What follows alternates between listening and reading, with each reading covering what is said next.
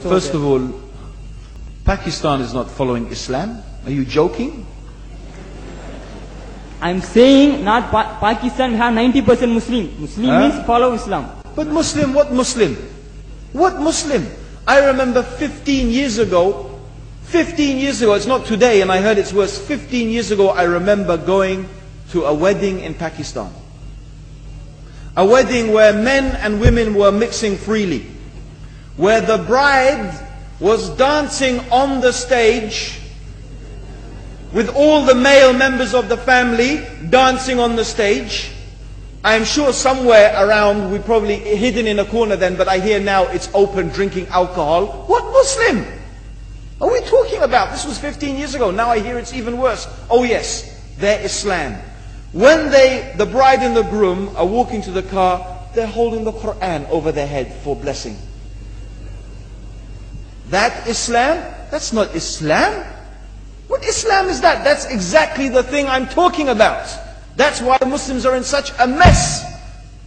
Because of this nonsense, this hypocrisy, actually they are insulting the Quran by doing that. Amongst all of this haram, they think that the Quran, holding it over their head, is going to bless them because they're holding it. What is that? Where did they get this from? So, I don't know what we're talking about. In fact, this is the problem. You see, the Muslim world itself is so far from Islam. So many you find here in India. Well, I know it's not a Muslim country, but there are lots of Muslims here.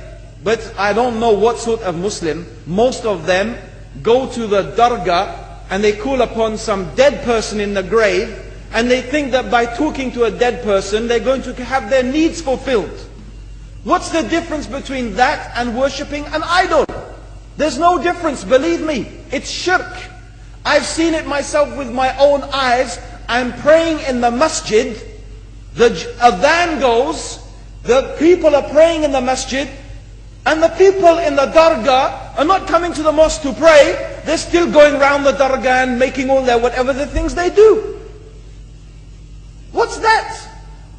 That's not Islam. You go to many countries, you find Pakistan, you want to see Islam in Pakistan. You know, in England, in every street corner we have a pub. You know what's a pub? You know what's a pub? Like a bar, you know, a place where you sit and drink alcohol. Yeah? Yes? In Pakistan, believe me, they have something worse than that. Yes, worse. On every street they have a picture of a palm. Everywhere you see it, hanging from the windows. They have the picture of a palm. What's that advertising? Something worse than drinking alcohol. An invitation to disbelieve in Allah. That they're going to read your hand and tell your fortune. Shirk. It's shirk. Whoever believed, the Prophet said, sallallahu alaihi wasallam, whoever visits a fortune teller out of curiosity, Allah will not accept their prayers for 40 days. Whoever believes in the fortune teller has disbelieved in Allah and His Messenger. That includes, by the way, horoscopes.